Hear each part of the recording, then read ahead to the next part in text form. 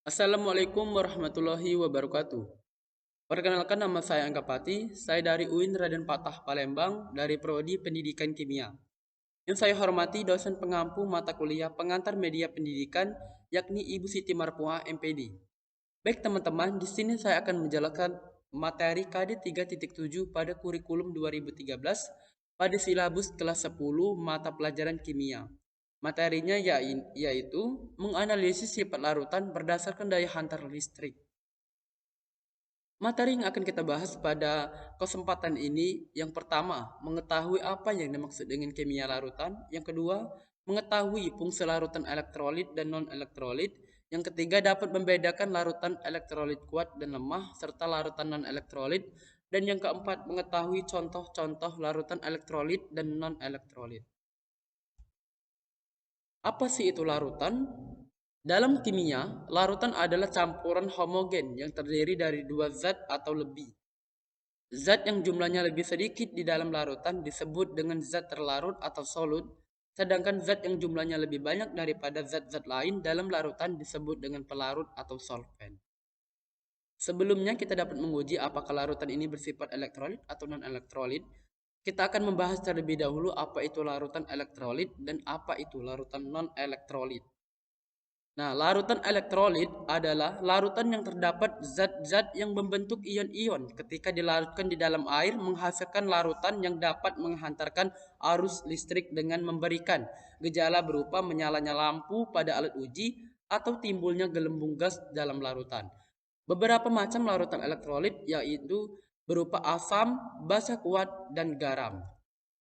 Nah, berdasarkan daya hantar listriknya, larutan elektrolit dapat dibedakan menjadi larutan elektrolit kuat dan larutan elektrolit lemah. Nah, yaitu yang pertama, larutan elektrolit kuat. Larutan elektrolit kuat ini seluruh molekulnya terurai menjadi ion-ion atau terionisasi sempurna di dalam larutan.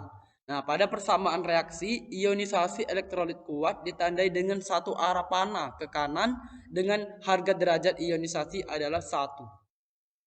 Nah, yang tergolong dari larutan elektrolit kuat yaitu asam kuat seperti HCl, HClO3, HClO4, H2SO4, HNO3. Nah, sedangkan larutan yang tergolong dari elektrolit kuat di basa kuat, basa-basa golongan alkali dan alkali tanah seperti larutan NaOH, KOH, CaOH2, MgOH2, dan BaOH2. Sedangkan garam-garam yang mempunyai kelarutan tinggi seperti NaCl, KCl, Kl, Al2SO4. Lanjut. Nah, ciri-ciri larutan elektrolit kuat pada rangkaian alat uji seperti lampu menyala secara terang, molekul netral pada larutan hanya sedikit atau tidak ada sama sekali, gelembung gas yang banyak, dan menghasilkan banyak ion. Lanjut. Nah, selanjutnya yaitu larutan elektrolit lemah. Pada elektrolit lemah, tidak semua molekulnya terurai menjadi ion-ion atau ionisasinya tidak sempurna, sehingga dalam larutan hanya ada sedikit ion-ion yang dapat menghantarkan arus listrik. Dalam persamaan reaksi, ionisasi elektrolit lemah ditandai dengan panah dua arah atau panah bolak-balik dengan harga derajat ionisasi lebih dari 0 tetapi kurang dari 1. Sedangkan kalau elektrolit yang kuat tadi harga derajatnya itu 1 ya. Nah, kalau elektrolit lemah ini harga derajatnya ini lebih dari 0 tetapi kurang dari 1. Lanjut, ciri-ciri larutan elektrolit lemah pada rangkaian alat uji. Yang pertama yaitu lampu menyala secara redup, netral dalam larutan yang banyak, gelembung gas yang sedikit, menghasilkan sedikit ion molekul. Oke, lanjut. Yang tergolong elektrolit lemah adalah asam lemah, basa lemah, dan garam-garam yang sukar larut. Asam lemah seperti CH3COOH, HCN, H2CO3, dan H2S. Sedangkan basa lemah seperti NH4OH, NiOH2. Sedangkan garam-garam yang sukar larut seperti AgCl, CaCrO4, dan PbL2.